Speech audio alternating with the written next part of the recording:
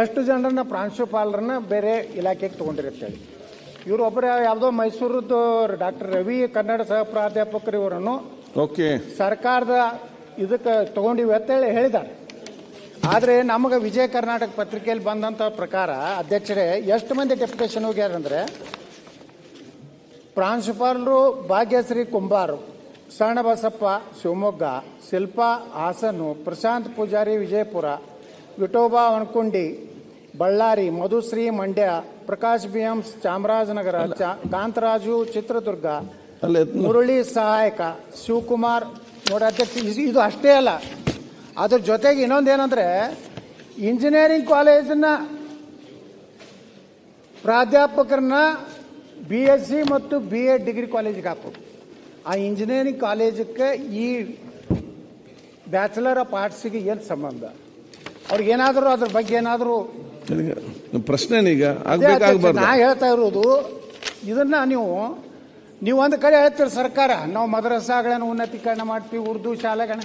ಅರೇ ಮೊದಲು ನಮ್ಮ ಶಿಕ್ಷಣ ನಮ್ಮ ಡಿಗ್ರಿ ಕಾಲೇಜ್ಗಳನ್ನ ನಮ್ಮ ಪ್ರಾಥಮಿಕ ಕನ್ನಡ ಶಾಲೆಗಳನ್ನು ನೀವು ಬಿಟ್ಟು ಯಾವ್ದಾವುದಕ್ಕೂ ಅನುದಾನ ಕೊಡ್ತಿದ್ರಿ. ನೀವು ಅದನ್ನು ಬಿಟ್ಟು ಮೊದಲ ಆದ್ಯತೆ ನಿಮ್ಗೆ ಯಾವ್ದು ಇರಬೇಕು? ಪ್ರಾಥಮಿಕ ಕನ್ನಡ ಶಾಲೆಗಳು. ನಿಮ್ಮ ಆದ್ಯತೆ ಯಾವ ಇರಬೇಕು? ಡಿಗ್ರಿ ಕಾಲೇಜುಗಳು. ಯೂತ್ನ ಬಿಟ್ಟು ಬೇರೆ ಬೇರೆ ಬೇರೆ ನೀವು ಈ ರಾಜ್ಯದಲ್ಲಿ ಏನು ಹಣ ಆಗ್ತಾ ಇದ್ರಿ. ಇವತ್ತು ಫೈನಾನ್ಸು ನಮ್ಮ ಆರ್ಥಿಕ ಇಲಾಖೆದಂತರೂ ಒಂದು ಕಾಮನ್ ಡೈಲಾಗ್ ಇದೆ, ಆರ್ಥಿಕ ಲಭ್ಯತೆಯ ಅನುಗುಣವಾಗಿ ಪರಿಶೀಲಿಸಲಾಗುವುದು. ಮುಗೀತು, ಅವ್ರ ಕೆಲಸನೇ ಮುಗೀತು.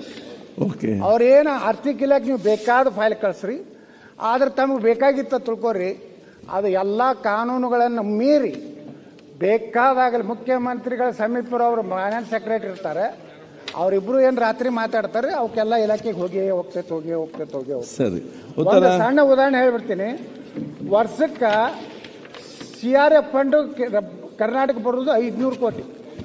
ಆ ಫೈನಾನ್ಸ್ ಇಲಾಖೆದವ್ರು ಕೇಳ್ರಿ, 5,000ದಿಂದ 6,000 ಕೋಟಿ ರೂಪಾಯಿ ಬಾಕಿ ಅದಕ್ಕೆ ಕೊಡ್ತಾರೆ.